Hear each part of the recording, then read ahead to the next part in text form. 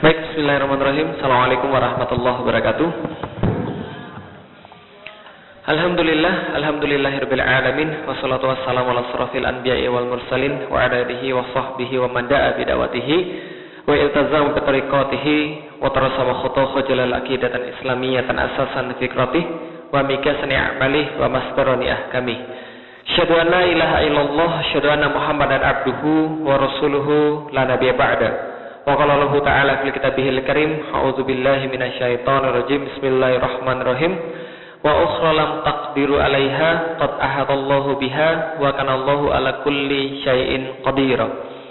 Alhamdulillah, puji dan syukur senantiasa kita panjatkan pada Allah Subhanahu wa taala, penguasa langit dan bumi, dan yang memberikan manusia janji demi janji, yang janji ini pasti akan Allah tepati. Dialah Allah, tiada Tuhan selain Dia. Kepadanya lah kita menyembah, kepadanya lah kita memohon, karena kepadanya lah kita akan dikembalikan pada satu saat yang tidak ada keraguan di dalamnya. Salam dan salam semoga tercurah dan terlimpahkan kepada baginda Nabi besar Muhammad sallallahu alaihi wasallam, yang juga telah menuntun kita ke sebuah jalan yang kita yakini bahwa inilah jalan yang paling benar, karena beliaulah penghulu segala kebaikan, dan tiada yang datang daripada perbuatan beliau, perkataan beliau, dan juga diamnya beliau selain daripada kebaikan-kebaikan yang itu pasti adalah wahyu daripada Allah. Dan mudah-mudahan kita senantiasa mengikuti itu sampai dengan ajal menjemput kita. Amin. Alhamdulillah Bapak Ibu sekalian dan juga adik-adik sekalian yang insyaallah dirahmati Allah. Jadi pada hari ini teman-teman yang masih muda mendapatkan kesempatan, kita akan sedikit membahas tentang satu tema yang berjudul Muhammad Al-Fatih. Siapa di sini yang nggak ngerti Indonesia? Ngerti semua ya? Oh, anak kecil-kecil kurang. Nah, kalau anak kecil-kecil kurang, biarlah nanti ibunya yang menceritakan. Karena betul, karena kita nggak bisa afford untuk mendapatkan seluruh segmen. Karena kalau saya di Indonesia pun, kalau misalnya segmennya broad dari kemudian dari kecil sampai dewasa, kita nggak bisa dapat seluruh segmen. Kita harus milih salah satu segmen agar dapat. Nah, karena itulah yang masih kecil-kecil ini, silahkan nanti diceritakan lagi di rumah. Saya akan kasih tahu nanti apa kemudian yang harus diceritakan. Jadi pada hari ini, teman-teman yang sudah dewasa, teman-teman yang sudah dewasa baik cowok ataupun cewek, hari ini kita akan bahas tentang seorang pemuda. Jadi pemuda ini tidak masuk ke dalam movies. Jadi dia tidak seterkenal seperti Iron Man, tidak seterkenal Superman, tidak seterkenal Spiderman, tapi dia bukan tokoh fiktif. Jadi bukan tokoh bohongan. Dia adalah seorang tokoh nyata yang adanya dia ini pernah disebutkan oleh Rasulullah Muhammad sallallahu alaihi wasallam. Namanya Muhammad Al-Fatih. Jadi semua yang ada di gambar ini adalah bohongan. Semua yang ada di gambar ini adalah fake, palsu. Kecuali satu yang asli, his sword. Ini adalah asli. Ini pedangnya Muhammad Al-Fatih yang sampai sekarang masih ada di Istanbul, Turki. Nah, jadi pedangnya ini ukurannya 1,5 meter dan di tengahnya bertuliskan ayat-ayat Al-Quran, Bapak Ibu sekalian. Nah, tulisannya apa? Nanti kita akan bahas kalau nanti ada pertanyaan. Nah, pertama-tama sebelum saya ceritakan tentang Muhammad Al-Fatih, ada satu hal yang saya pengen Bapak Ibu sekalian dan adik-adik memahami. Jadi di dalam Islam, Bapak Ibu sekalian, ada satu hal yang tidak ada di agama yang lain. Apa satu hal ini? Namanya bisyarah.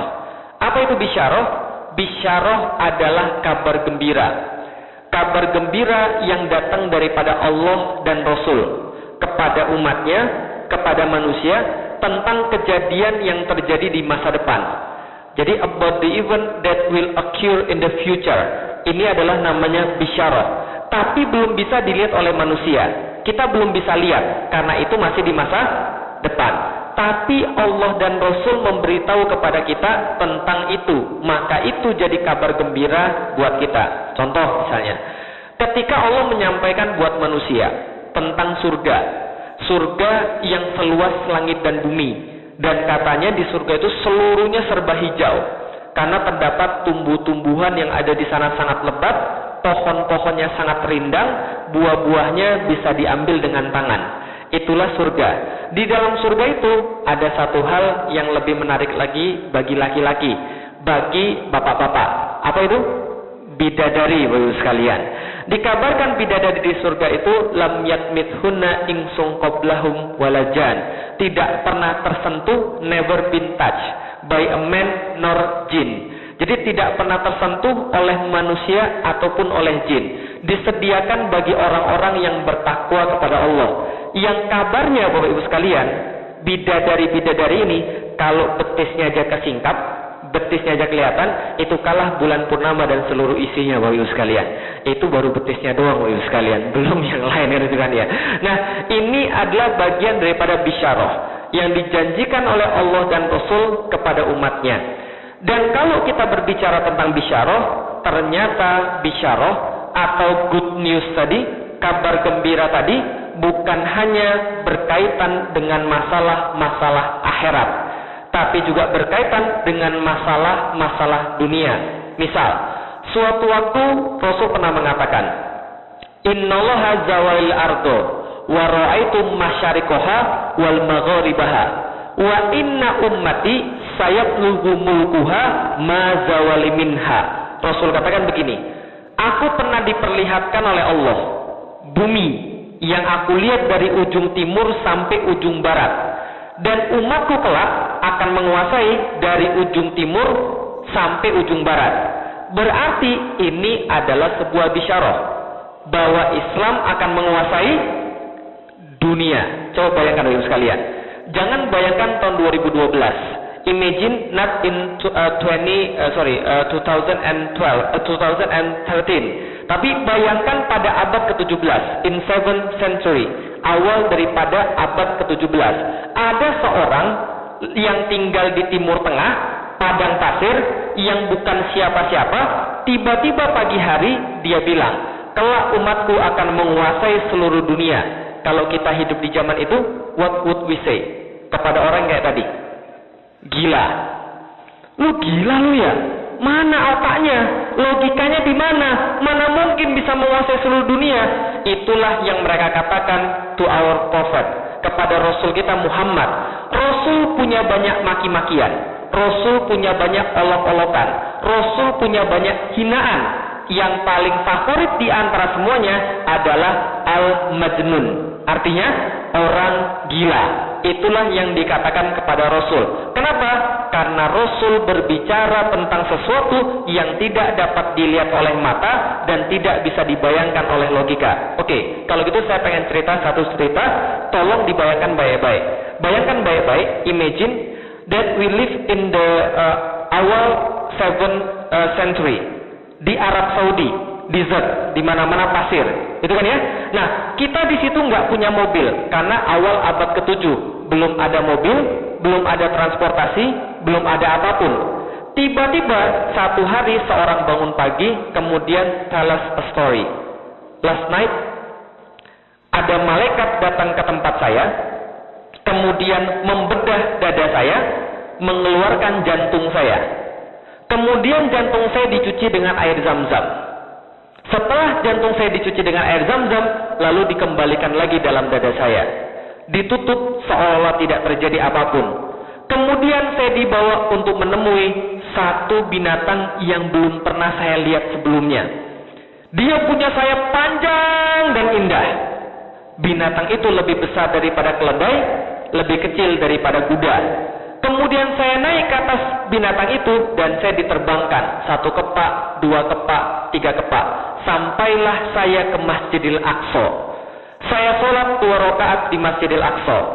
Naik kemudian ke Sidratul Muntaha, bertemu dengan Allah face to face. Kemudian Allah menurunkan perintah sholat, saya balik lagi ke Masjidil Aqsa, lalu balik lagi ke Masjidil Haram. Semua terjadi all in one night. Kalau kita jadi orangnya itu yang mendengarkan, apa yang kita bilang? Gila, gitu kan ya? Sebentar, let us use our logic. Kita pakai logika. Buka Google Earth. Hitung jarak antara Masjidil Haram dan Masjidil Aqsa. Dapatlah kita di situ angkanya 1233 km. Saya nggak tahu berapa miles. Silakan dikonvert. 1233 km. Bolak-balik total 2466 km. No mention pergi ke Sidratul Muntaha, ya. cuma hitung bolak-balik Masjidil Aqsa ke Masjidil Haram. Berapa tadi? 1233 km. Bolak-balik berapa? 2466 km.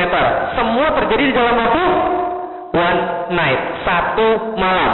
Maka orang-orang Arab berbicara, Rasul Muhammad sudah gila. Kenapa? Karena dia berbicara bolak-balik Masjidil Aqsa dan Masjidil Haram satu hari, padahal jaraknya 2466 km.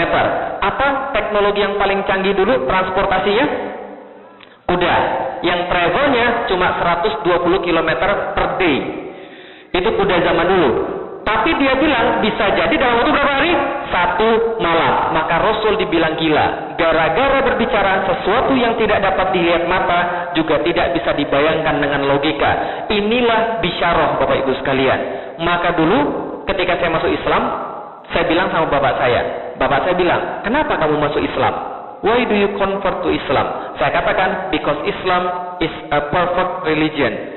Sebuah agama yang sempurna. Lalu dia bilang, sempurna dari mana? Coba kamu lihat, yang lebih banyak miskin siapa? Muslim atau non-muslim? Muslim. Yang lebih banyak orang yang nggak makan siapa? Muslim atau non-muslim?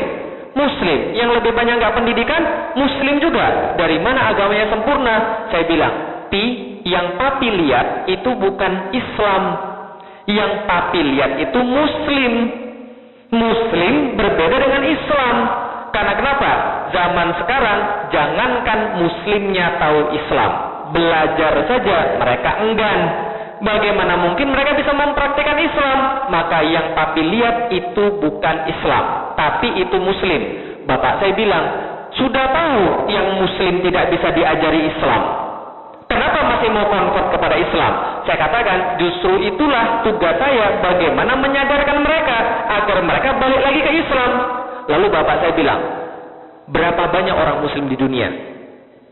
Ada yang tahu berapa banyak Muslim di dunia? 1,7 juta, 1.7 million in all over the bukan million, billion in all over the world. 1,7 miliar orang Muslim di seluruh dunia. Lalu bapak saya tanya lagi, di antara 1,7 billion ini, berapa orang-orang yang kayak kamu dan teman-temanmu ini yang yakin bahwa Islam akan bangkit? Saya bilang, nggak lebih daripada 3%. Yang benar-benar mau belajar Islam, mau mengamalkan Islam, dan siap untuk mengorbankan segala-galanya demi Islam. Bapak saya bilang, papi saya bilang, impossible. 3% melawan 97%. 3% against 97%. It's impossible you can change them. Saya katakan, kalau tidak mulai dari satu, kita nggak bisa merubah segala-galanya. Memang kelihatan tidak mungkin, tapi itulah janji Allah. Kalau tidak ada janji Allah, janji Rasul, saya sudah menyerah dari dulu Bapak Ibu sekalian. Kok bisa begitu? Wajar aja, ngomong Islam 3 hari 3 malam nggak berhenti ngomong. Suara habis, terkapar karena capek. Yang sadar berapa orang? 3 orang, 4 orang. Tapi sekali TV menayangkan sesuatu yang salah, anak-anak muda kita, remaja kita, bahkan orang-orang Muslim termurtadkan pemikirannya secara tidak sadar karena TV menayangkan yang salah. Betul begitu? Contoh, kemarin ada seorang feminis namanya Irsad Manji datang ke Indonesia. Kenal Irsad Manji? Belum kenal. Seorang feminis namanya Irsad Manji. Dia datang ke Indonesia dan dia bilang, don't judge the book by its cover. Jangan menilai orang dari covernya. Jangan melihat orang dari luarannya. Yang penting dalamnya. Percuma aja kerudungan kalau dalamnya jelek. Percuma aja kerudungan kalau dia judes ngomongnya. Percuma aja kerudungan kalau dia tukang bohong. Maka nggak penting luarnya, yang penting dalamnya. Betul begitu Ibu sekalian? Betul-betulan sesat Ibu sekalian. Tapi karena mereka punya media, maka dia dipercaya. Kan itu kan ya? Kalau kita bicara tentang logika, sulit untuk merealisasikan Islam. Kalau kita bicara logika, kita punya apa? Duit nggak ada. Kekuasaan susah. Kan itu kan ya? Sedangkan mereka punya duit, mereka punya kekuasaan, mereka punya media. Tapi untungnya kita punya bisyarah, karena itulah kita terus yakin. Speaking of which, tentang bisyarah, mari kemudian saya tampilkan. Ini ada sebuah gambar. Ini adalah is a map ketika Rasul masih hidup, from the early 7th century, ketika Rasul masih hidup, inilah gambar peta dunia. Sekarang saya tanya, teman-teman yang masih muda ini, pas belajar geografi, berapa negara yang harus dihafalin? Ada berapa? 170-an negara yang harus dihafalkan. Zaman dulu tidak sesusah zaman sekarang. Zaman dulu tidak sesusah zaman sekarang. The old times are simple. The nation are only two.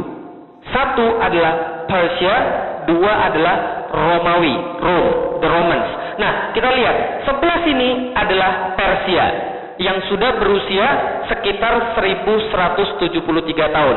Jadi, they have been aged about 1,000 years. Jadi sebelah sini adalah Persia, sebelah sini adalah Romawi. Rasul dan para sahabat menegakkan Islam di tengah-tengah, Madinah. Jadi dihimpit dua raksasa, in the middle of two giants. In the west is Romans. Sudah ratusan tahun, 100 years. Sedangkan di sebelah east adalah Persia yang sudah berusia sekitar ribuan tahun. Rasul di sini baru usianya 0 tahun, 0. Kenapa? Karena baru menegakkan Islam di sini. Di saat Rasulullah masih hidup, in the old times, ketika ditanya pada mereka, kalau kita tanya sekarang deh, kalau sekarang, which city you want to visit the most? Sekarang, Roma. Selain Roma apa lagi? France, Paris. Terus selain Paris apa lagi? England, London. Terus selain London apa lagi? Manchester, Barcelona, Madrid. Itu mah klub bola sebenarnya. Oke, semua orang punya city, punya kota yang dia ingin kunjungi pada saat ini. Tapi back then, zaman dulu, orang cuma punya dua kota yang mereka ingin kunjungi paling banyak, yang mereka sangat ingin kunjungi. Dan dua kota ini, yang pertama Constantinople, and the second is Rome. Apa yang pertama? Constantinople, and the second is Rome. Kota Konstantinopel dan kota Roma, dua kota terkuat di dunia, dua kota yang paling sering dikunjungi di dunia, dua kota yang paling indah di dunia, dan dua kota yang paling kuat di dunia, Konstantinopel and Rome. Kenapa Konstantinopel? Sebuah kota yang kabarnya gereja di dalam kota itu lebih banyak daripada jumlah hari dalam setahun. Setiap jalan-jalan diperkeras dengan batu porfiri dan batu marmer. Sebelah kiri dan kanannya bangunan-bangunan menjulang. Dan yang paling hebat di antara semuanya, di tengah-tengah daripada kota itu terdapat bangunan yang paling besar di dunia.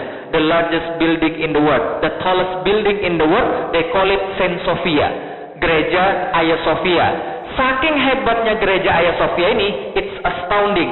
Seorang Rusia datang dari tempat dia, berjalan for months, berbulan-bulan, sampai ke Hagia Sophia, dia masuk ke dalam gereja. Saat dia masuk, ketika dia melihat interior Hagia Sophia, dia katakan, kami terpesona melihat Hagia Sophia. Dan saat kami masuk, kami sudah tidak tahu lagi, we are lost. We don't know whether we are in earth or in heaven, kata mereka. Kita nggak tahu apakah kita masih berada di bumi ataukah kita sudah naik ke surga. Karena saking kerennya gereja Hagia Sophia. Itu yang pertama. Yang kedua, Rome, kota Roma. Kota Roma adalah saksi sejarah Romans.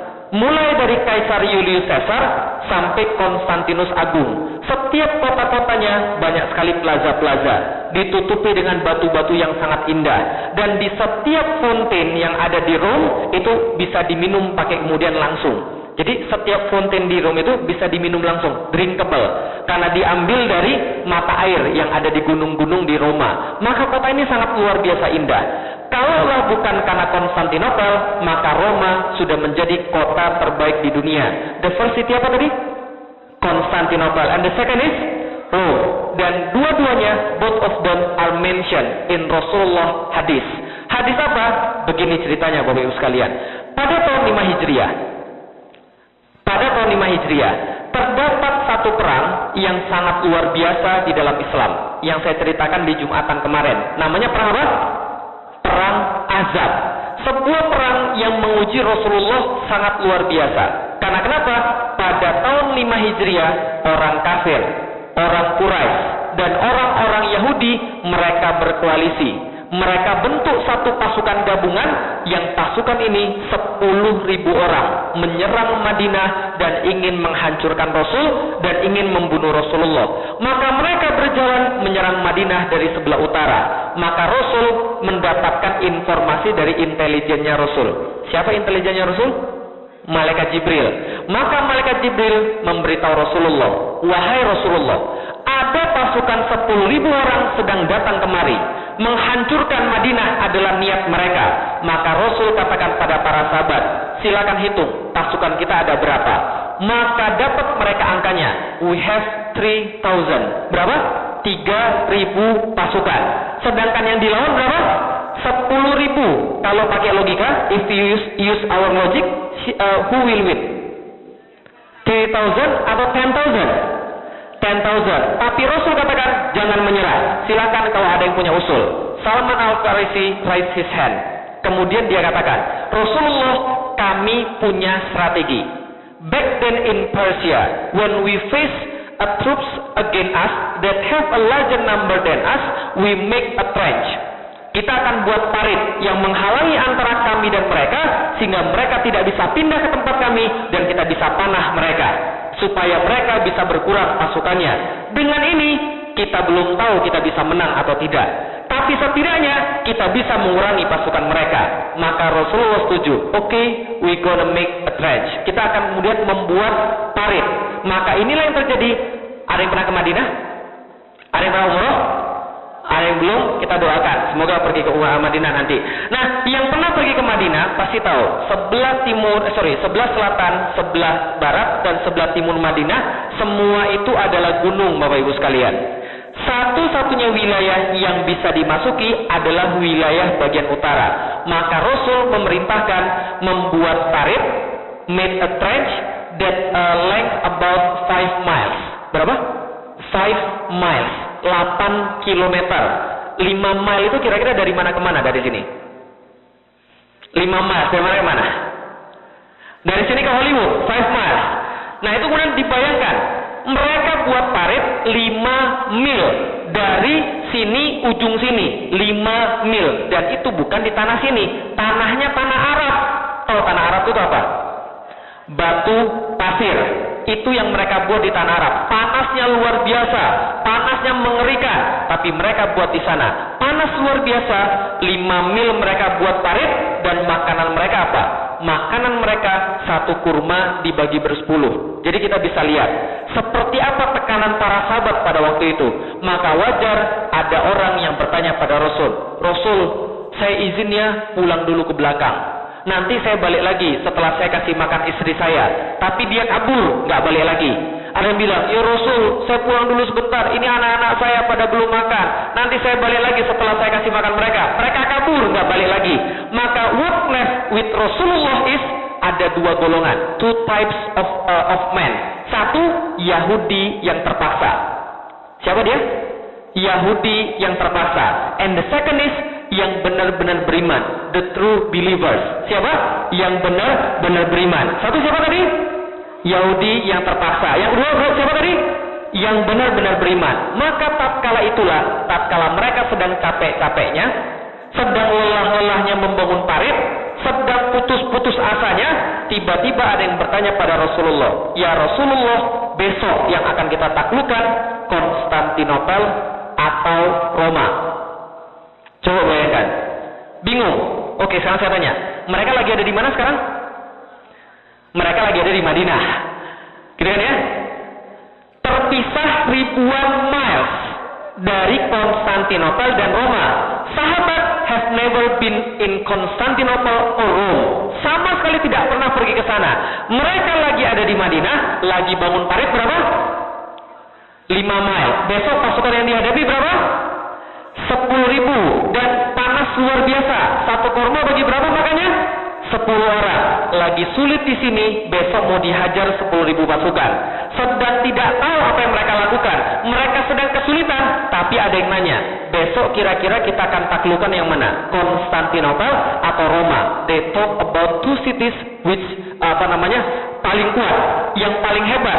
Padahal mereka lagi kesulitan. Betul begitu? Nah kalau gitu kita lihat dulu sekalian. Coba kita lihat kenyataannya. Lagi susah membicarakan dua kota terhebat di dunia. Apa yang terjadi ketika itu? Yahudi yang ada di sana langsung tercengang. Hah? Apa tadi? Konstantinopel? Roma? Muslim is getting crazy. Because of the heat, gitu kan ya. Karena panas kemudian mereka, karena kurang makan mereka. Muslim sudah gila. Kita besok sudah mau mati, dihajar 10.000 orang. Mereka berbicara, which city conquered first?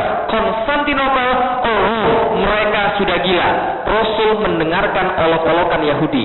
Rasul mendengarkan mock from Yahudi, from the Jews. Maka Rasul berbicara menjawab pada mereka dan menjawab pada orang-orang Yahudi. Kotanya Heraklius akan dikuasai duluan. Kotanya Heraklius, the city of Heraklius will be conquered first. Kota Heraklius akan dikuasai duluan. Coba kita lihat Bapak Ibu sekalian. Rasul bilang nggak begini. Udah deh, jangan mikirin yang depan, jangan mikirin yang jauh-jauh deh. Sekarang aja kita belum menang. Sekarang aja kita susah. Apa yang Rasul katakan? Tidak. Konstantinopel akan dikuasai duluan. Berarti yang mana dia akan dikuasai duluan? Konstantinopel baru Roma. Oh sorry, saya punya versi tulisan bahasa Inggris di sini. Siapa tahu bisa membantu dikit. Sebentar. Sabar ya. Allah sayang orang sabar. Ini Inggrisnya Inggris survival mode. Gitu kan ya. Sebentar. Nah, ini adalah kemudian janji Rasulullah kepada kemudian para sahabat. Jadi ketika Rasulullah ditanya, which city will be conquered first? Constantinople or Rome? Then Rasulullah replied, Heraclius first. The city of Heraclius first or Constantinople? Maka pada saat itu para sahabat bergembira. Tapi apa kata Yahudi? Wajar aja muslimnya gila, bosnya juga gila. Ini kata orang Yahudi. Kenapa? Karena mereka menuduh Rasul gila gara-gara berbicara tentang Konstantinopel in the time of war, in the time of sangat-sangat sulit, kan itu kan ya. Ketika itu Rasulullah malah menjanjikan tentang kota Konstantinopel. Ceritanya selesai peperangan ini. Peperangan ini dimenangkan oleh kaum muslimin, perang Ahzab. Yang mustahil dimenangkan ternyata dimenangkan. Cerita selengkapnya silahkan baca di surat Al-Ahzab dari surat 1 sampai terakhir. Itu kemudian ceritanya. Setelah menang perang, Rasulullah mengeluarkan hadis yang lebih horor lagi. Verily, Constantinople shall be conquered. Akan kalian taklukkan Konstantinopel. What a wonderful leader will the leader be. Ketika itu pemimpinnya adalah pemimpin yang terbaik. Fala ni'mal amiruha, fala ni'mal jaisu zalikal jais. Dan sebaik-baik pasukan adalah pasukannya. Verily you shall conquer Constantinople. What a wonderful leader will the leader be, and what a wonderful army will the army be. Inilah kemudian yang Rasul janjikan. Berarti ini Rasul sedang praise pada seorang pemuda, pada seorang laki-laki yang telah akan menaklukkan Konstantinopel sebagai pemuda yang terbaik, the best leader, the best man, the best army yang ada di situ. Kira-kira kalau kita ada di sana, mau nggak kita jadi orang yang dimaksud Rasulullah? Mau nggak kira-kira? Semua pasti mau. Nah makanya ketika Rasul sudah wafat, ada yang berusaha menaklukkan Konstantinopel. Namanya Abu Ayyub Al-Ansari. At that time he was 80 years old. Berapa? 80 years old. Kenal sekarang ada kakek-kakek atau nenek-nenek 80 tahun? Kenal? Ngapain kira-kira sekarang? Duduk di kursi roda, hidup enggan, mati tak mau. Kan itu kan ya? Nah tapi di zaman waktu itu, Abu Ayyub Al-Ansari have heard that Muawiyah want to go to Constantinople to conquer Constantinople. Then he said to Muawiyah, Muawiyah, I want to go in the troops. Then Muawiyah said, no, you are old. Kamu sudah tua, nanti kamu menyusahkan kita saja. Biarkan kami yang masih muda untuk pergi ke Konstantinopel. Abu Ayyub bilang, tidak, saya mau ikut. I insist to go in the troops. Kenapa? Karena I have a promise with Rasulullah. What is the promise? No, I won't tell you. Aku nggak mau ngomong sama kamu, promise-nya apa. Tapi ternyata setelah dia dibawa, tengah jalan dia sekarat.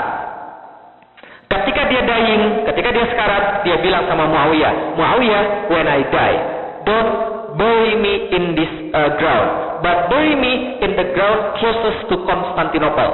makamkan mayat saya di tempat yang paling dekat dengan Konstantinopel. Maka mayat beliau dibawa dengan kuda oleh Muawiyah dan dimakamkan tepat di depan tembok Konstantinopel. Karena apa promisnya pada Rasulullah? Dia berjanji pada Rasulullah, dia akan mendengarkan gemerincing pedang dan derap kaki kuda pasukan penakluk Konstantinopel. Itu janji dia pada Rasulullah. Maka dia dimakamkan tepat di depan tembok Konstantinopel. Berikutnya, Maslama bin Abdul Malik bawa 180.000 pasukan. Tidak bisa menaklukkan Konstantinopel juga. Harun al-Rasyid yang sangat kaya tidak bisa menaklukkan Konstantinopel juga. Bayezid pertama dan Murad kedua, keduanya adalah a good fighter, a good pemimpin di dalam perang. Tidak bisa juga menaklukkan Konstantinopel. Kenapa? This is Konstantinopel. Where is this? Where is this? Konstantinopel. Oke, tapi petanya di mana? Turki, betul. Ini kalau tahu Turki. Ini Selat Bosphorus Straits. Ini Sea of Marmara.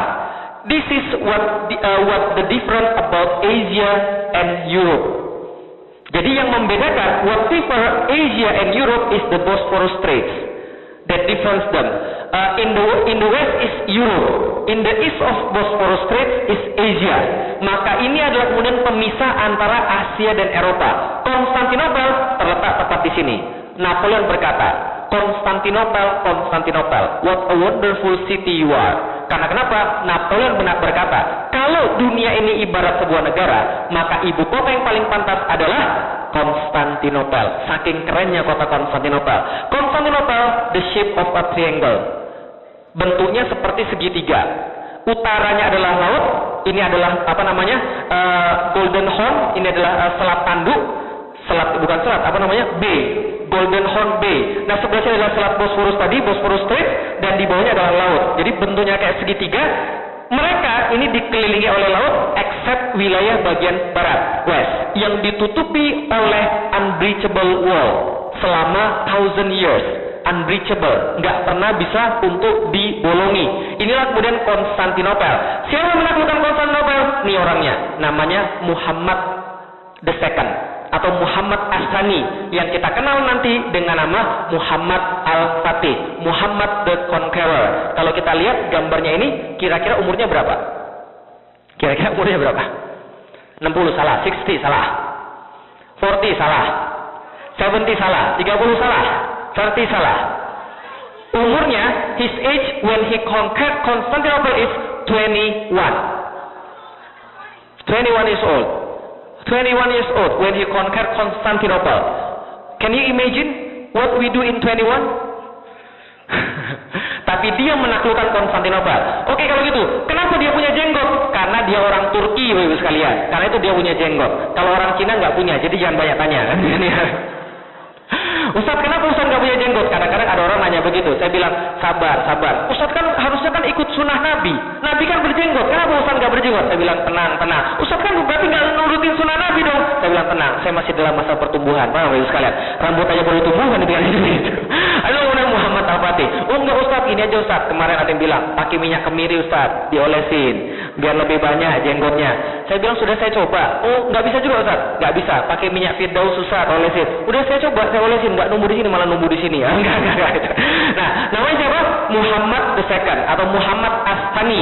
Dia adalah yang menaklukkan Konstantinopel. Siapa dia? He's the son of Murad the Second. Murad the Second is his father. Murad, bapaknya. Jadi Murad the Second is his father. Murad the Second pernah mau menaklukkan Konstantinopel, but he doesn't succeeded. Don't even succeeded. Nah, kemudian terjadi. Ketika bapaknya tidak mampu menaklukkan Konstantinopel, maka bapaknya membuat satu janji, membuat satu azam, membuat satu promise bahwa anaknya lah yang akan menaklukkan Konstantinopel. Dan bapaknya nggak main-main. Bapaknya serius. Apa yang dilakukan oleh bapaknya? Bapaknya menyuruh guru-guru terbaik agar mengajarkan pada anaknya. Yang pertama namanya Syekh Ahmad Al-Qurani. Sesuai dengan namanya, kita bisa lihat bahwa dia tugasnya mengajarkan Al-Quran. Dari kecil, from the early life, maka Muhammad Al-Fatih has been oleh Syekh Ahmad Al-Qurani Al-Quran. Dan dalam umur 8 tahun, dia menghafalkan Al-Quran. Berapa umurnya?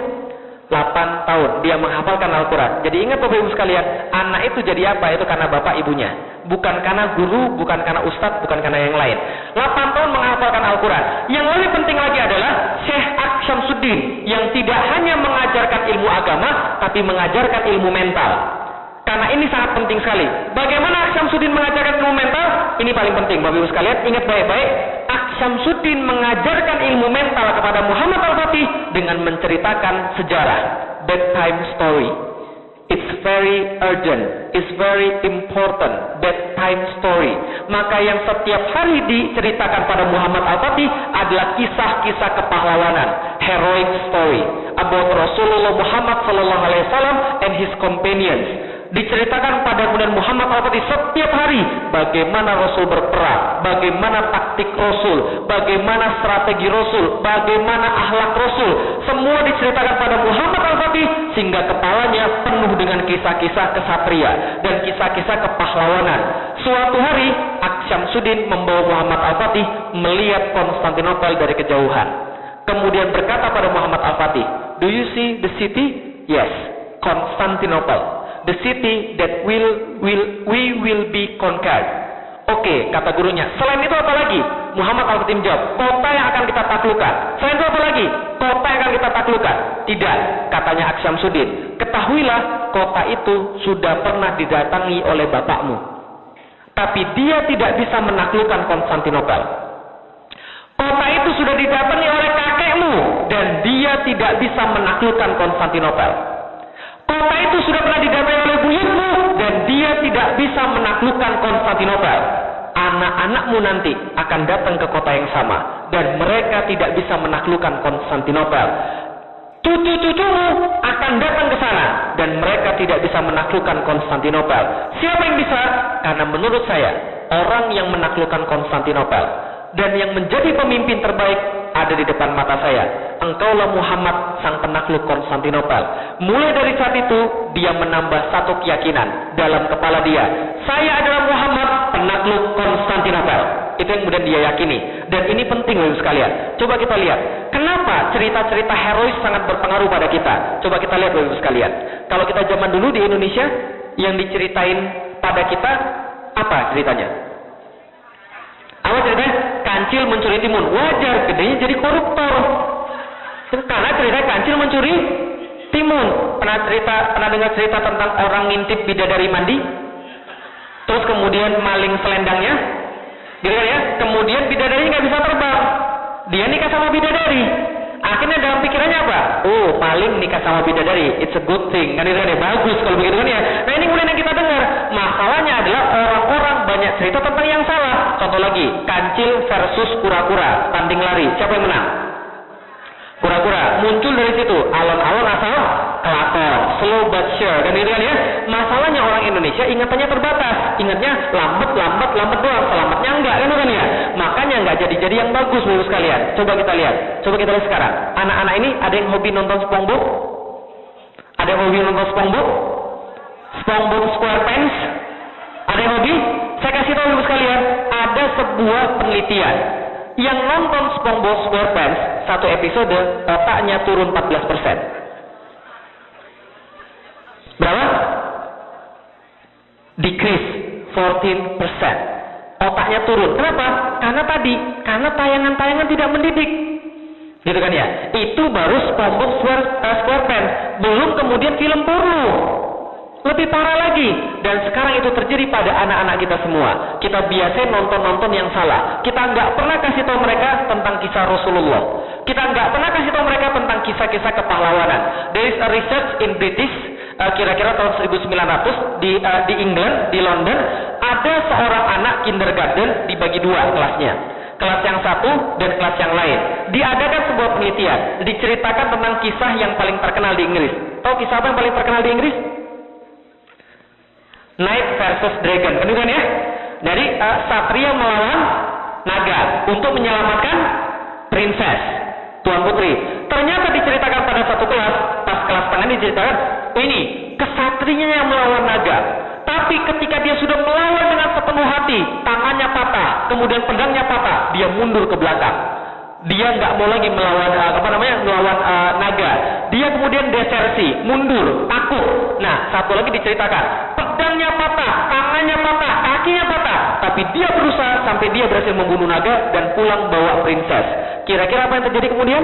20 tahun kemudian, 20 years later, yang diceritain yang kesatrianya kabur, itu orangnya jadi nggak punya rasa keberanian, nggak punya rasa ingin mencoba, curiosity, nggak tough, kan ya. Sedangkan yang diceritakan yang sampai berusaha sampai membunuh naga, orangnya tough, tidak mudah menyerah, dia selalu kreatif. Itu bedanya, karena cerita bedtime story.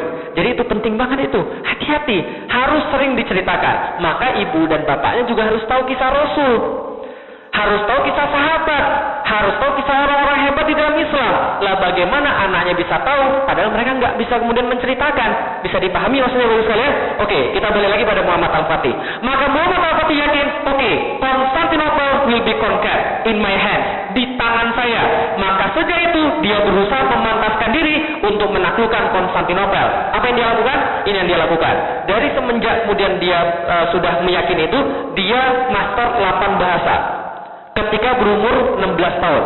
Berapa bahasa? 16 tahun. 8 bahasa. Berapa yang dia kuasai? 8 bahasa. Ketika berumur berapa?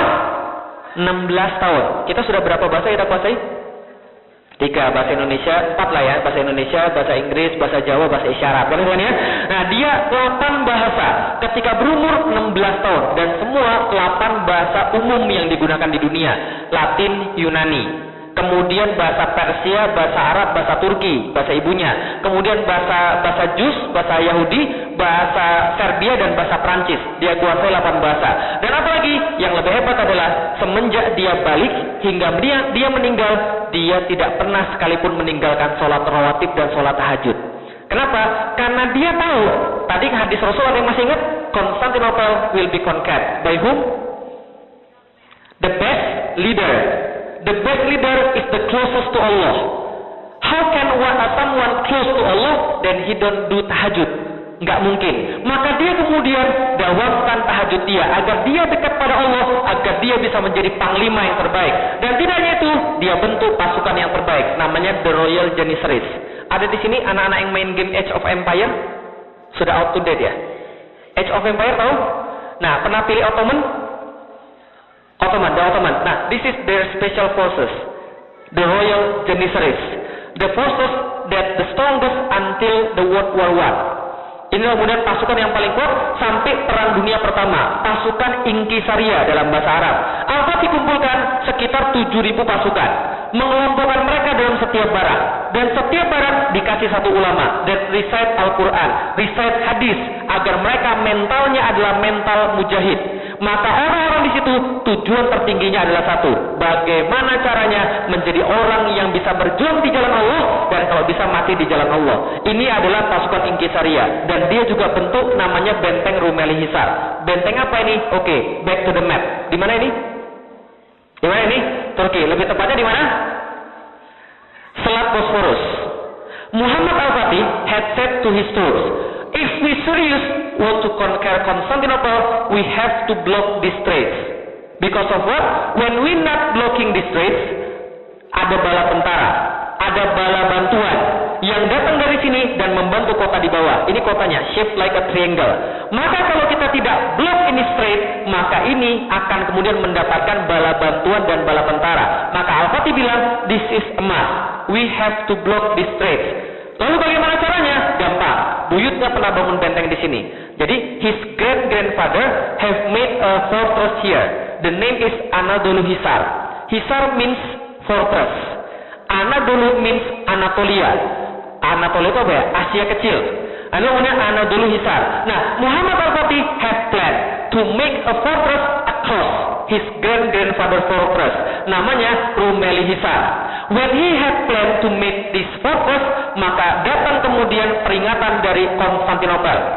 Muhammad Al-Fatih, kamu ini orang mana sih? Membangun benteng di tanah orang, nggak pakai izin pula.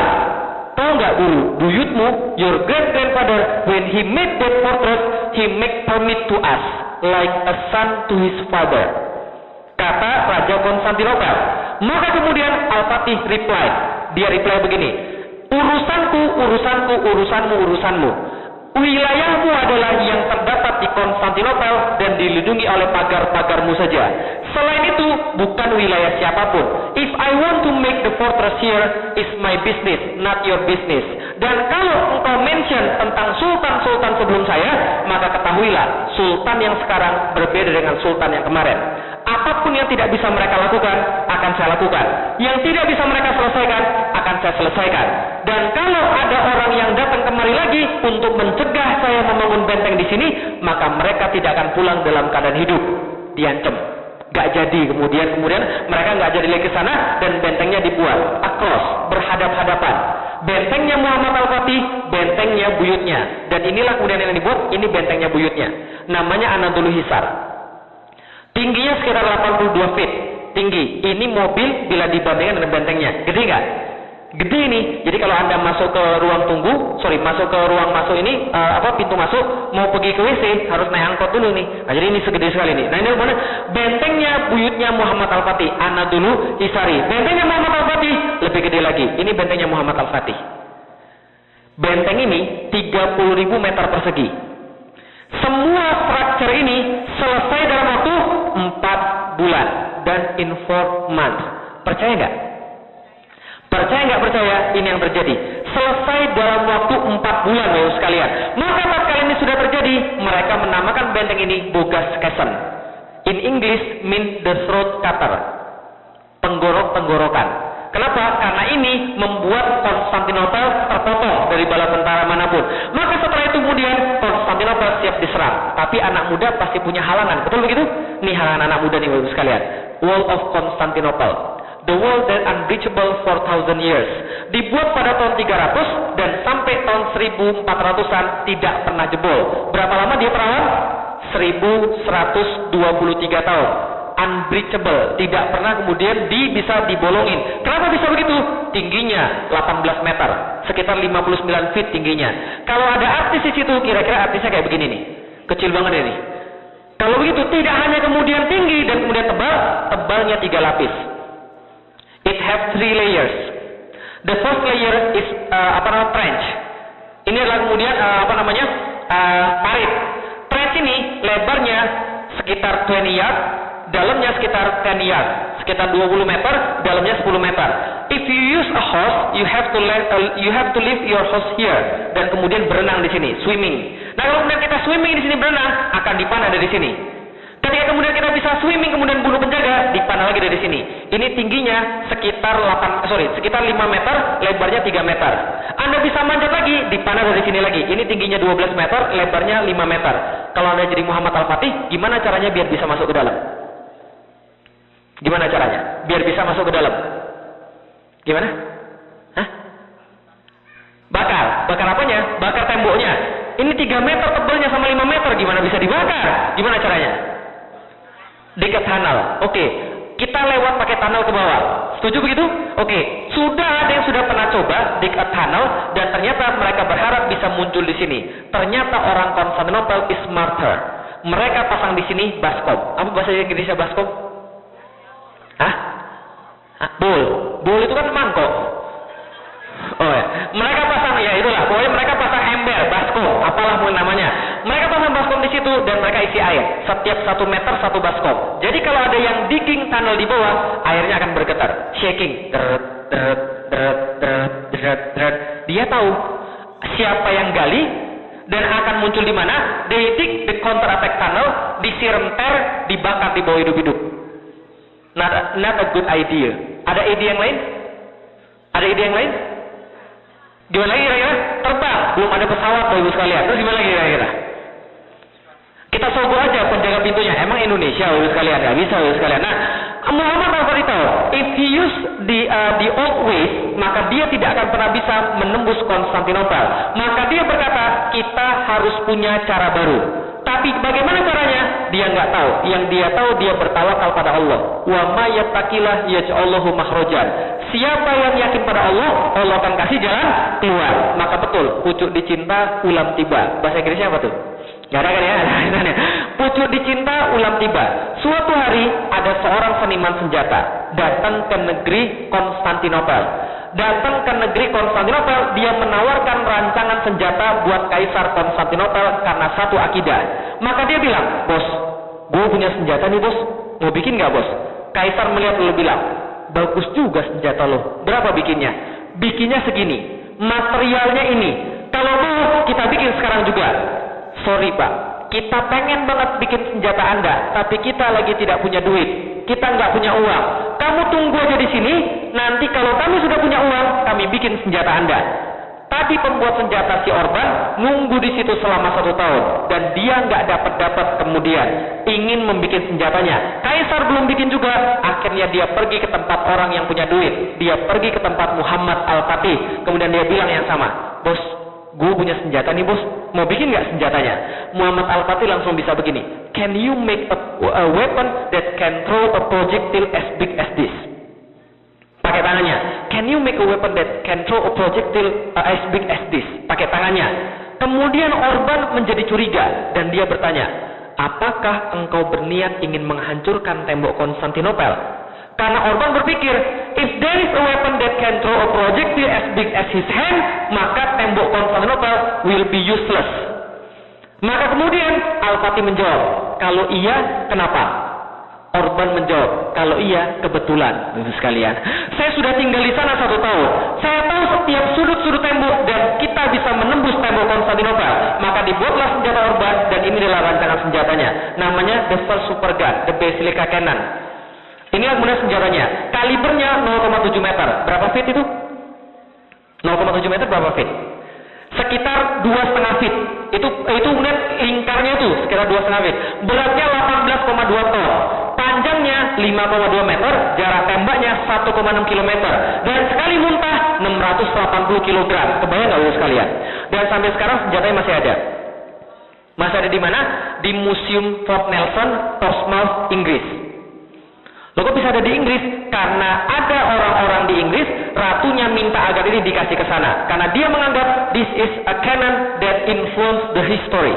Maka kemudian dia minta sana. Nah sebesar apa ini kemudian meriamnya? Kalau ada artis, kira-kira artisnya kayak begini. Nah ini Bapak sekalian. Kok ada artis terus sih? Itu pesan sponsor Bapak sekalian. Nah setelah kemudian terjadi mereka buat seperti ini, mereka tes. 2 meter nyungsep di bawah tanah dan dentumannya terdengar 10 km. Maka apa dikatakan? Bagus. Sekarang tolong buatkan saya ukuran yang 2 kali lipat. Ini gimana caranya? Pokoknya terserah, kan kamu seniman senjatanya. In 1 year, Orban made for Muhammad Al-Fatih 69 cannon, 69 meriam. Yang rata-rata gedenya kayak begini. Satu 5,2 meter, satu 8,4 meter, and the other is average about 3 to 4 meters. Inilah kemudian panjangnya 69 meriam dan semua diberangkatkan pada 6 April 1453. 6 April 1453 Al-Fatih menyerang Konstantinopel dan Konstantinopel the shape of triangle, bentuknya seperti segitiga, atasnya laut, sebelah sini laut, sebelah sini laut, dan ini adalah tembok 3 lapis yang tadi kita lihat. Tembok 3 lapis tadi bukan 100-200 meter, tapi temboknya 7,5 kilometer. 5 miles. Kebayang nggak maksudnya? Jadi 5 miles ini, if you standing here, you see to the right, to the left, then you see until the end of your side, semua tembok. Lihat ke sebelah right, until the end of your side, semua tembok. Itulah Konstantinopel sekalian. Maka Muhammad Al-Fatih menyerang dengan 3 cara. Dia serang lewat 3 cara. Sebelah barat, dia serang lewat tembok Konstantinopel. Sebelah selatan, dia berusaha menyerang lewat Laut Marmara. Dan dari sebelah timur, dia berusaha masuk ke dalam Golden Horn Bay. Dan apa yang dia lakukan? Dia kerahkan 400 kapal untuk menembus Konstantinopel dari sebelah lautan. Dan itu jumlah yang lumayan banyak pada saat itu. Dari sebelah timur, dia kerahkan beberapa kapal-kapal kecil untuk menembus Konstantinopel. Dan dari kemudian sebelah barat, total 250.000 pasukan berjalan dari Adrianopel menuju Konstantinopel dalam jangka waktu 2 bulan dan sampai di depan Konstantinopel pada tanggal 5 April 1453. Berapa? 5 April 1453. Maka tatkala mereka kemudian berjalan, mereka cerita, when we walk in the daylight, maka matahari tidak bisa sampai ke dalam kaki kami karena tertutup oleh tombak-tombak kami yang ribuan. Dan ketika malam hari, maka kami tidak bisa melihat bumi karena tertutup oleh kemah-kemah kami. Itu kata pasukan mereka. Setelah mereka sampai ke depan Konstantinopel, orang Konstantinopel giliran menceritakan, we see the Muslims. Kita melihat Muslim spread across us, mendatangi kami like a river of steel, seperti sungai dari besi, karena baju mereka memancarkan cahaya matahari dan meliputi kami, spread to us from shore to shore, dari pantai sampai ke pantai. Maksudnya apa nih? Dari pantai sampai ke pantai, semuanya Muslim, Bapak sekalian. Bisa kebayang nggak? Luar biasa kan ya? Nah, pada tahun 1453, Muhammad Al-Fatih majuin kemudian ke Konstantinopel. Dia diskusi dengan pemilik Konstantinopel dan mengatakan, serahkan kota kepada kami, surrender the city, and all will be guaranteed. Tidak ada kemudian yang dibunuh, tidak ada yang akan kemudian dirampok, tapi serahkan kota kepada kami secara damai. Maka rajanya berkata, lebih baik kami mati. Kemudian Al-Fatih berkata, so be it. Kalau begitu biarlah terjadi. Tanggal 6 April 1453, Al-Fatih membariskan pasukannya 1,5 kilometer daripada tembok kota. Cukup jauh untuk dipanah, tapi cukup dekat untuk disaksikan setiap pasang mata di Konstantinopel. Maka pada saat itu juga dia melakukan sebuah pertunjukan keimanan. Pada tanggal 6 April 1453, bertepatan dengan hari Jumat, mereka melakukan sholat Jumat di depan tembok Konstantinopel. Sebagaimana Rasulullah tatkala masih hidup, dia selalu memulai peperangan ketika hari Jumat. Tahu kenapa? Karena setiap hari Jumat kaum muslimin berkumpul dan berdoa, maka mereka mendoakan pasukan yang ada di depan. Dan karena itu Allah pasti menurunkan pertolongan. 6 April pasukan kemudian menyerang lewat 3 arah. Yang menang siapa Bapak sekalian? Muhammad Al-Fatih atau Konstantinopel? Muhammad Al-Fatih atau Konstantinopel yang menang? Konstantinopel, betul. Konstantinopel menang total. Apa yang terjadi? Pasukan Muhammad Al-Fatih kalah total. 400 kapal hancur dengan hanya 27 kapal. Dengan apa yang kemudian mereka menyerang dari sebelah timur, dipasang rantai segede kingkong sehingga kapal-kapal nggak ada yang bisa masuk. Terus kemudian gimana? Kemudian dari sebelah barat meriam ditembakkan satu demi satu, tapi baru ketahuan kelemahannya. Apa kelemahannya? Sama, 2 hancur, kemudian seporsi besar dinding, tapi baru ketahuan kelemahannya. Apa kelemahannya? Reloadnya 3 jam sekali. Jadi nggak jadi urusannya. Tembak 2 hancur semen, tembak hancur semen, tembak hancur semen. Urusannya nggak selesai. Tembak hancur repair, tembak hancur repair lagi. Nggak selesai masalahnya. Mereka tadi menyerang tanggal berapa tadi? 6 April. 6 April mereka menyerang. Sampai tanggal 20 April tidak tersisa secercah pun kemenangan. Yang terlihat pile of body semakin banyak. Yang terlihat pasukan semakin banyak yang meninggal. Logistik semakin berkurang dan orang-orang semakin muncul rasa keraguan, maka mereka mulai muncul suara-suara sumbang. Tahu suara sumbang? Pulang aja yuk. Kayaknya kita nggak mungkin menang deh. Ini gara-gara Muhammad Al-Fatih ini, kita jadi banyak yang mati nih. Coba kalau dia kemudian tidak gegabah, coba kalau dia tidak mau menaklukkan kota ini, kita kan nggak banyak yang mati. Al-Fatih tahu pasukannya kemudian moralnya down. Dia kumpulkan seluruh komandan-komandan, kemudian dia bilang, okay, say something to me. Are we continue our fight or we flee? Kemudian kita pulang. Kemudian para pasukan berkata, diam semuanya, nggak ada yang berani berkata. Satu doang yang ngomong, gini, Muhammad Al-Fatih orangnya jenggotnya panjang, sudah putih semua, rambutnya juga sudah putih semua karena dia sudah paling senior. Dia bilang begini, gini, saya punya usul. Saya adalah penasihat dari zaman bapakmu. Betul begitu? Ya. Kalau begitu, saya menyaksikan kamu dari kecil tumbuh menjadi dewasa. Betul begitu? Ya. Maka dengarkan kata-kata saya. Saya menyaksikan engkau tumbuh menjadi seorang manusia yang luar biasa hebat. Engkau panglima terkuat muslim sampai dengan sekarang. Engkau tidak ada yang menyaingi. Engkau paling hebat di antara kami. Engkau adalah pemimpin masa depan umat muslim.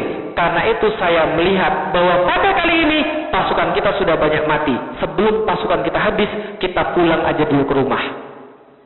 Muhammad Al-Fatih nggak setuju. Tapi sebelum orang tadi selesai ngomong, meja dibanting. Seorang mualaf namanya Zagonos Pasa. Dia mengatakan, jangan dengarkan kata-kata dia. Sedangkan dia ingin memadamkan semangat dalam diri kita. Sesungguhnya kita datang kemari, saya perlu ingatkan, bukan untuk kembali, tapi untuk mati di sini. Tapi kalau dia bilang tentang orang-orang yang mati, kita menuju mati syahid. Itu keinginan kita.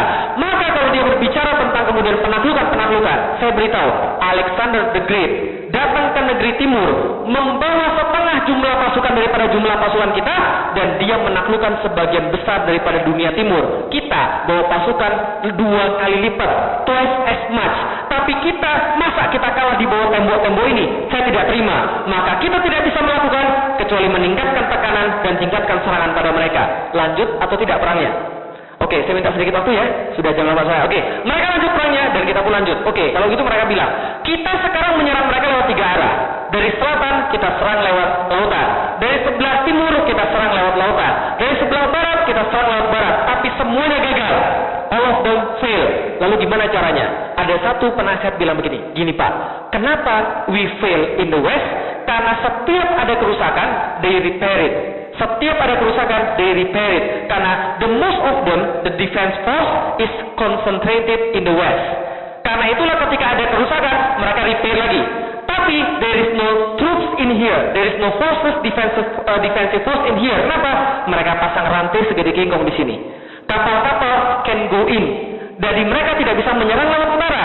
Maka penasihatnya bilang, if our troops can go in, we can attack from the north, then the defensive force that concentrated in the west will be divided into the north. Paham maksudnya?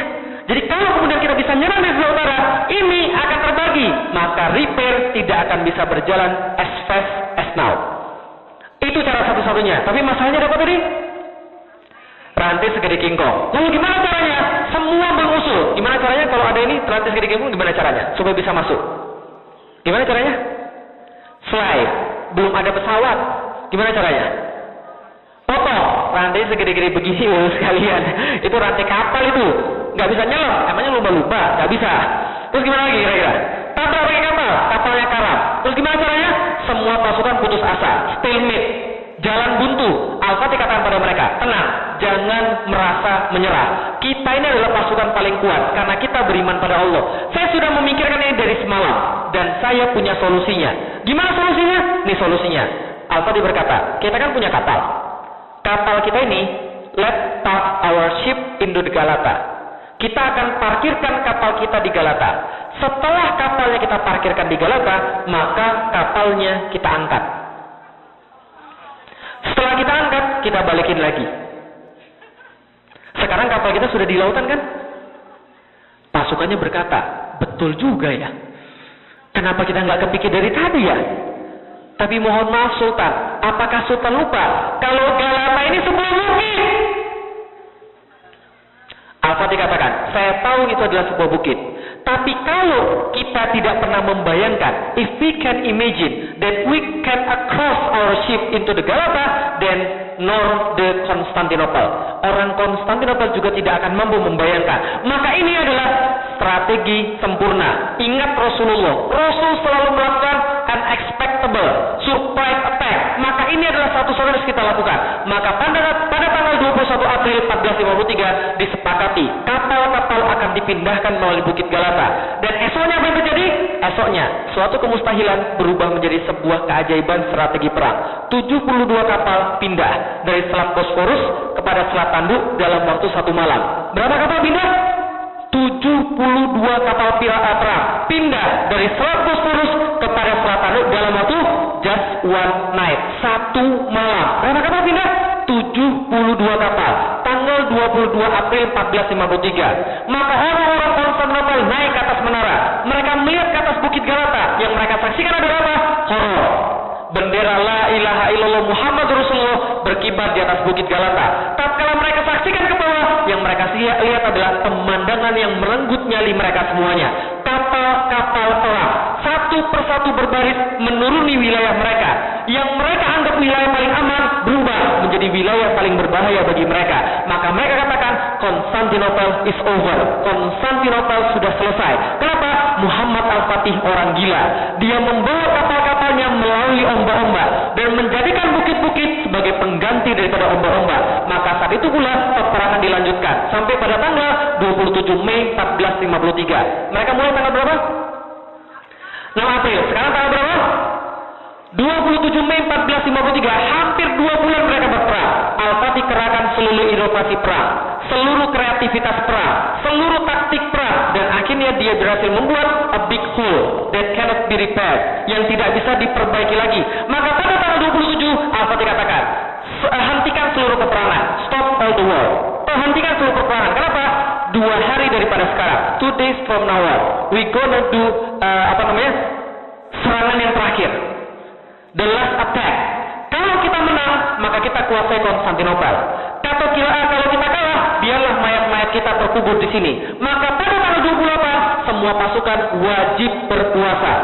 Seluruh pasukan wajib berpuasa supaya minta pada Allah agar penaklukan kita dimudahkan oleh Allah. Maka pada tanggal 28, seluruh pasukan berpuasa. Ulama-ulama membacakan ayat-ayat Al-Quran. Ulama-ulama mengingatkan tentang kemuliaan hadis penaklukan Konstantinopel. Seluruhnya membaca ayat Al-Quran, mengingatkan diri dan menyucikan diri. Pada tanggal 29, jam 1 dini hari, Al-Fatih mengumpulkan seluruh pasukan ba'da tahajud, kemudian berkhutbah pada mereka dengan sebuah khutbah yang terakhir, with the last speech yang kita kenal sampai dengan sekarang. Inilah kemudian khutbah Muhammad Al-Fatih pada seluruh pasukannya. Jika penaklukan kota Konstantinopel sukses, maka sabda Rasul telah menjadi kenyataan, dan salah satu mukjizatnya telah akan terbukti. Maka kita akan mendapatkan bagian daripada janji daripada di sini, yaitu kemuliaan dan penghargaan. Oleh karena itu, sampaikan pada setiap pasukan, kemenangan besar yang akan kita capai akan menambah ketinggian dan kemuliaan Islam. Untuk itu, wajib bagi setiap pasukan menjaga agar syariat Islam selalu di depan mata dia, dan jangan sampai satu pun melanggar syariat Allah yang mulia. Karena Al-Fatih paham betul bahwa kemenangan dia bukan diakibatkan oleh kekuatan dia, bukan diakibatkan oleh taktik dia, tapi oleh izin dan pertolongan Allah. Maka dia akan jangan maksiat, karena maksiat itu menunda pertolongan Allah. Maksiat itu membuat Allah enggan menolong manusia. Maka Allah dikatakan, jangan mengganggu orang-orang tidak berdaya, jangan ganggu para pendeta, jangan ganggu para wanita, jangan ganggu orang yang bersembunyi di gereja, jangan ganggu mereka semua. Kalau kita berhasil menaklukkan kota ini, maka jam 2 dini hari pasukan diberangkatkan. 2 sampai jam 4 nggak berhasil, jam 4 sampai jam 6 nggak berhasil, jam setengah 7 pasukan Inkisaria dikeluarkan. Dan sebelum matahari bersinar dari sebelah timur, the rest is history. Konstantinopel takluk di tangan kaum muslimin. Tanggal 29 Mei 1453, Al-Fatih masuk ke dalam gerbang kota dan mengucapkan, Alhamdulillah, semoga Allah merahmati para syuhada, memberikan kemuliaan pada mujahidin, serta kebanggaan dan syukur buat rakyatku. Mereka masuk dengan bendera la ilaha illallah Muhammadur Rasulullah. Al-Fatih langsung kemudian berjalan straight menuju gereja Hagia Sophia, menuju Saint Sophia. Sampai di depan Saint Sophia, dia mengagumi bangunan yang sangat luar biasa. Lalu tidak bisa menahan emosinya, dia turun dari kudanya, bersujud ke arah Mekah. Kemudian mengambil segenggam tanah Konstantinopel, menaruh ke atas kepala dia, sebagai wujud bahwa dia hanyalah manusia yang terdiri dari tanah. Ketika dia selesai bersujud, dia masuk kemudian ke dalam gereja Hagia Sophia, mendapatkan ribuan orang menangis histeris, karena mereka takut mereka akan dibunuh. Kenapa mereka takut mereka akan dibunuh? Pada waktu yang sama, terjadi reconquista di Spanyol. Tahu reconquista? They kill all the Muslims in Spain. Orang-orang Kristen kemudian datang pada Spanyol, mereka memberikan namanya Inquisition Court, mahkamah inkuisisi. Orang-orang Jus, orang-orang Muslim dihadapkan pada mahkamah inkuisisi, suruh ganti agama. Kalau mereka nggak mau ganti agama, mereka dibunuh. Maka itu terjadi di Spain. Orang-orang Konstantinopel takut bahwa Al-Fatih akan balas dendam pada mereka. Al-Fatih katakan, keluar kalian semua dari sini. Kami menjamin setiap orang yang ingin tetap tinggal di kota, kami jamin rumah mereka, kami jamin properti mereka. Yang ingin keluar dari kota, maka biarlah mereka keluar dari kota. Kami kawal sampai ke depan kota, tapi kami minta tempat ini dijadikan sebagai masjid. Tempat yang paling indah di dunia, the most astounding place on earth, dijadiin masjid, baru sekalian. Maka pada pagi itu juga dikeluarkan seluruh patung-patung, dikeluarkan seluruh lukisan-lukisan yang tidak penting, dibuatkan mimbar di tempat yang paling bagus. Kemudian pada waktu asar semua sudah selesai, dan asar pada tanggal 29 Mei 1453 berkumandang azan pertama kali di kota Konstantinopel. Allahu Akbar, Allahu Akbar, pertama kali sekalian. Dan sampai detik saya berbicara belum selesai, Bu sekalian. Semua itu dilakukan oleh seorang anak muda berusia 21 tahun. Coba kita lihat, Konstantinopel takluk. Kayak sebuah dongeng ya. Kayak dongeng ya. Yang saya cerita ini bukan dongeng, Bu sekalian. Ini kenyataan ini.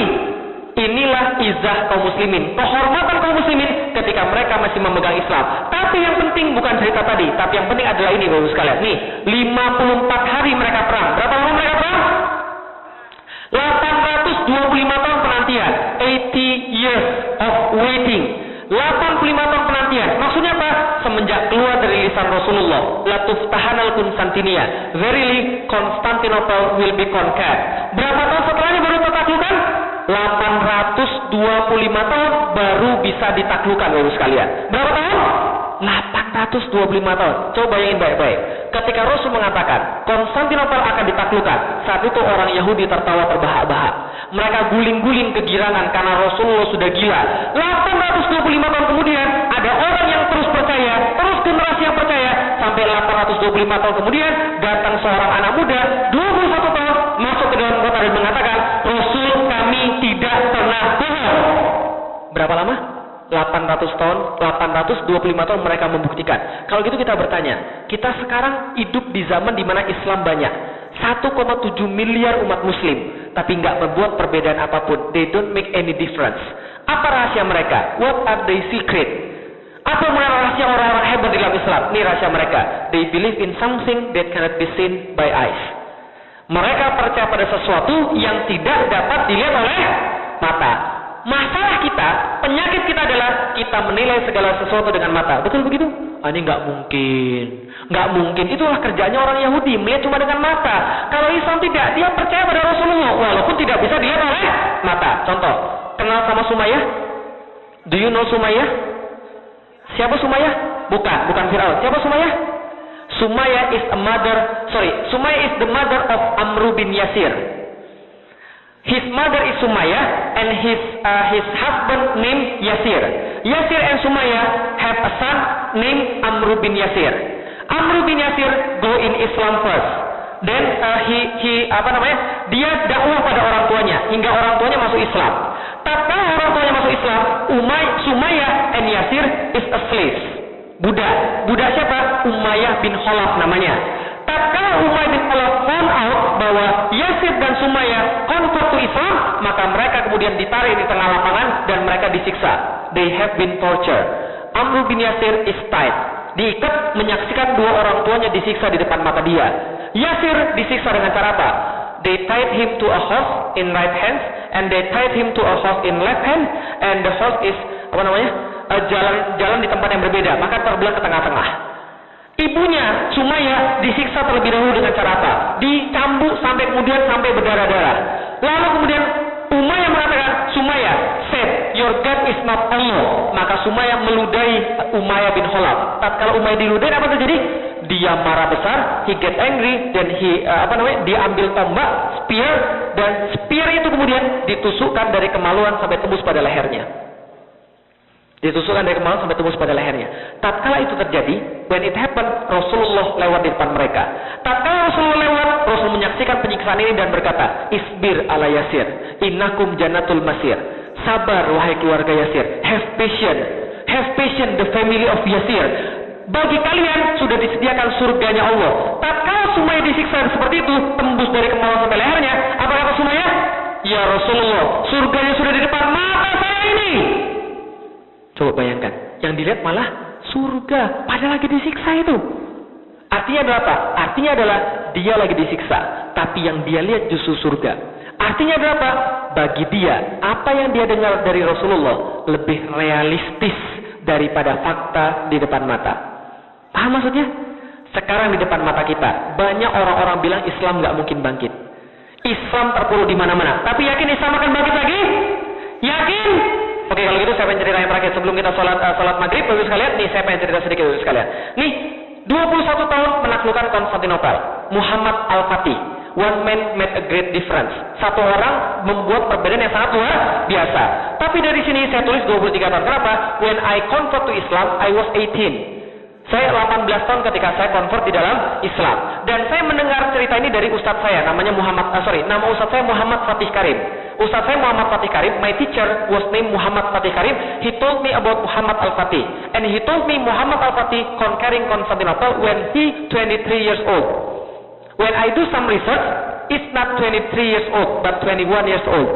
So back then I believe Muhammad Al-Fatih conquer Constantinople in 23 years old. Tapi pada waktu itu saya bilang pada ustaz saya, Kang, kalau begitu nama Islam saya Muhammad Al-Fatih. When I convert to Islam, my Islamic name is Muhammad Al-Fatih. Because of what? There is one city have not been conquered. Kota apa itu? Roma. Yakin gak Roma akan takluk? Oh ini mualaf gila ini. Biarin. Saya sudah biasa bilang orang gila, Bapak sekalian. Rasul dibilang gila, sahabat dibilang gila. Tambah satu nggak ada masalah. Bapak sekalian. Maka kemudian saya katakan, 23 tahun saya akan menaklukkan kota Roma. I will be the one who conquer Rome. 5 tahun berselang, 5 years later, I have not been go to Rome. Pergi aja belum, Bapak sekalian. Bagaimana bisa menaklukkan? Maka tapi saya pernah nggak jadi menaklukkan Roma, tapi saya menaklukkan satu orang perempuan. Nah, gitu kan ya. Jadi istri. Then I got a wife. I have married. Nah, setelah kemudian saya married, saya kemudian punya istri, saya bilang pada istri saya, Dek, kalau begitu mungkin kita bukan yang menaklukkan Roma, tapi anak-anak kita yang insya Allah menaklukkan Roma. Maka istri saya bilang, oke, kalau begitu. Dan saya bilang sama istri saya, kalau gitu kalau kita punya anak, kita namain dia Muhammad Al-Fatih, supaya dia menaklukkan kota Roma. Ternyata lahir, alhamdulillah, 2008 anak pertama, perempuan. Dokter, kan ya. Saya nggak bisa namain dia Muhammad Al-Fatih, kita kasih nama yang lain. 2010, alhamdulillah, Hasan, anak laki-laki. Saya dapat anak laki-laki. Saya mau kasih dia nama, I want to name him Muhammad Al-Fatih, after Muhammad Al-Fatih who conquer Constantinople. Ternyata di masa itu, all of my friends have son, they name it Muhammad Al-Fatih. Because they have read about Muhammad Al-Fatih. I tell them the story about Muhammad Al-Fatih. All my friends have their son named Muhammad Al-Fatih. Dan macam-macam. Ustadz saya namanya Muhammad Fatih Karim. Tahu anaknya nama siapa? Nama anaknya Muhammad Fatih Alif. Saya tanya, lah kenapa Muhammad Fatih Alif? Dia bilang, Alif itu adalah yang pertama. Berarti dia duluan, yang lain belakangan. Ketika saya mau kasih nama Muhammad Al-Fatih, saya nggak jadi. Akhirnya saya kasih nama, saya bilang, Dek, nama anak kita yang lain saja. Jangan Muhammad Al-Fatih lagi. Kita harus kasih yang berbeda di antara yang lain. Akhirnya saya kasih nama anak saya siapa?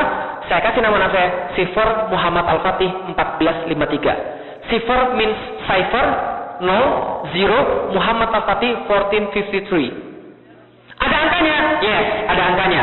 Masuk akte kelahiran? Masuk akte kelahiran, Ibu sekalian. Serius. Saya bawa ke catatan sipil. Pak, ini maksudnya apa, Pak? 1453. Apa ini tulisannya panjang? 1453? Bukan, 1453. Tulis, Pak. Wah, Pak, saya 15 tahun, Pak, kerja di sini, Pak. Belum ada, Pak, yang kayak begini, Pak. Makanya buatlah sekarang juga. Waduh, Pak, ini susah, Pak. Gimana kalau ujian nasional? Jangan mikir ujian nasional. Wirosa bilang aja boleh 212. Kenapa anak saya nggak boleh 1453? Akhirnya anak saya dikasih 1453. Kenapa? Bukan untuk gengsi, bukan untuk apa. Saya punya anak ketiga juga namanya Gozi Muhammad Al-Fatih 1453. Bukan untuk gengsi, bukan untuk apa. Perhatiin baik-baik sekalian. Tahu nggak? Alasan terbesar saya kenapa saya menulis buku. The biggest motivation why I write the books, karena saya nggak tahu sampai kapan saya bisa mendidik anak saya. Saya nggak tahu sampai kapan saya bisa mengajari anak saya. Dan saya nggak tahu sampai kapan Allah mengizinkan satu bersama anak saya. Tapi selama Allah mengizinkan satu bersama anak saya akan tulis satu hal yang ketika bapaknya sudah kemudian duluan daripada dia bisa tahu siapa bapaknya dari tulisan bapaknya. Halo sekalian, saya mau dia tahu siapa bapaknya, dan saya mau dia tahu bahwa dia tahu apa yang kemudian menjadi misi daripada bapaknya, penaklukan kota Roma. Dan saya nggak main-main. Kenapa? Karena Rasul nggak pernah main-main dalam kata-kata dia. Rasul bilang Roma akan takluk, dan itu pasti terjadi. Paham Bapak sekalian? One man made a great difference. Satu orang buat perbedaan yang sangat luar biasa. Kenapa? Karena ditanamkan pada dia keyakinan terhadap Rasulullah, dan akhirnya dia memantaskan diri untuk jadi yang terbaik di dalam Islam. Pertanyaan berikutnya, what have we do to our son, to our daughter? Sudahkah kita kemudian menceritakan pada mereka kisah-kisah seperti ini? Rasul pasti benar bahwa kemudian mereka punya misi kemudian sesuatu. Dan itulah kemudian saya menulis buku Muhammad Al-Fatih 1453. Kenapa? Tatkala bapaknya sudah mati and good people die young.